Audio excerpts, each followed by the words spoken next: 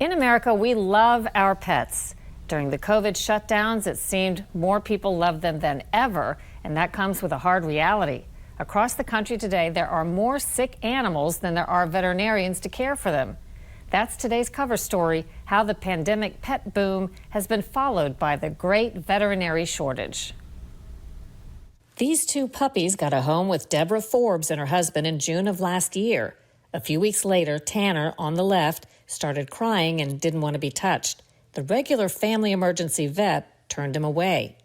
I don't understand how you can call yourself an emergency vet and you can't take someone who was having a severe emergency with an animal. It wasn't like their parking lot had 40 cars in it. It just looked like a normal day, and they just weren't taking clients anymore. So then we had to go to the other one that I was not familiar with, and they were very short-staffed as well. And I think because they were short-staffed, I think, they did an x-ray. Okay, he didn't break anything. He's fine. Send him on his way.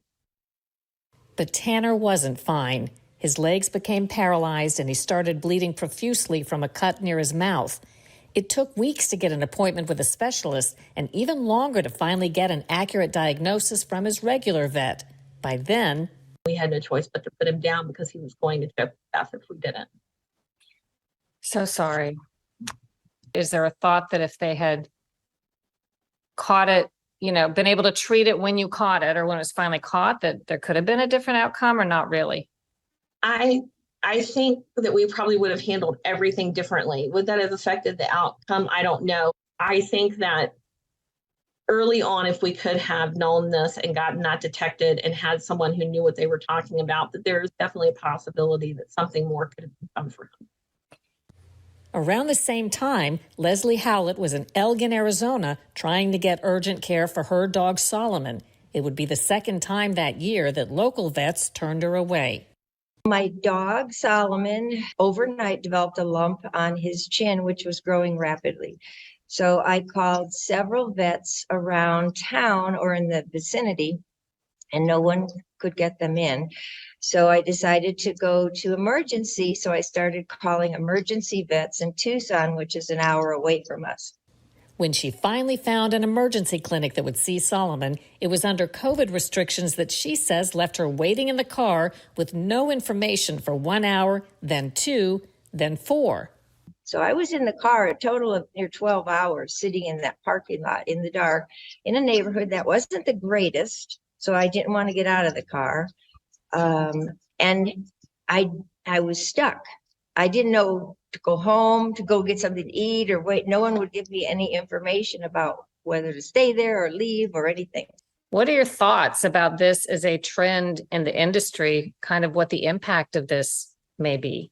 I don't know what's happening with the veterinarians lately, but even the equine vets, everyone is hard to get. They're backed up for weeks, where 2 or 3 years ago, I could call and get in that same day. So I don't know if there's a shortage of vets or COVID, people bought too many pets during COVID and everybody's trying to get in. It's all of the above. Across the country, animal owners are getting turned away by short-staffed veterinary offices and emergency clinics. Patients are frequently sent hours away to neighboring states to look for care, but still coming up empty. Were you aware that people were having more trouble getting appointments, and particularly emergency appointments for their pets? Over the last 2 years? Oh, for sure, yeah. So this is where we would perform procedures. Kayleen Glore is co-medical director of Clarendon Animal Care in Arlington, Virginia, where 14 doctors have seen thousands of pets and started finding it more and more difficult to get critically sick animals into emergency hospitals. So in this area, we're lucky. We've got a lot of 24-hour emergency referral hospitals, and I would say it's not uncommon for us to call 3 to 4 of them to find out where we can get a patient transferred. Is that new compared to 5 years ago? Absolutely.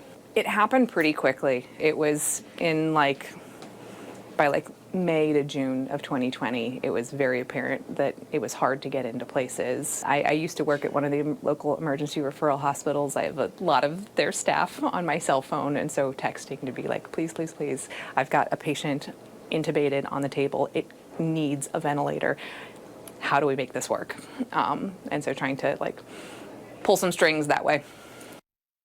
On the supply side, the veterinary industry already had a high turnover rate. Each year, 1 in 6 vets and 1 in 4 technicians leaves their job, and veterinarians commit suicide at a greater than average rate. During the pandemic, many say they faced bullying and abuse from customers frustrated by everything from cost of care to COVID measures.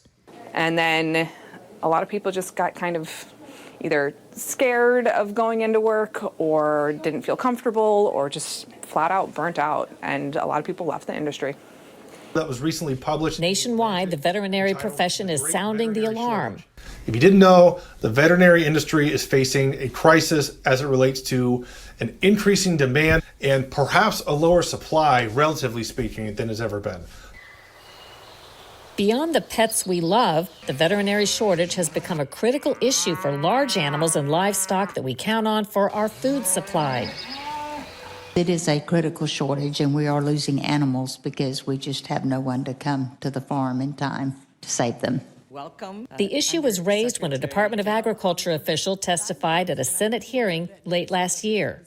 What are your views on the veterinary shortages, and how open are you to additional conversations on how we can get more veterinarians into rural America? It's interesting because every young person I talk to who's interested in animal science, I beg them. I literally beg and plead with them to look at large animals. Come on, Mickey Pants.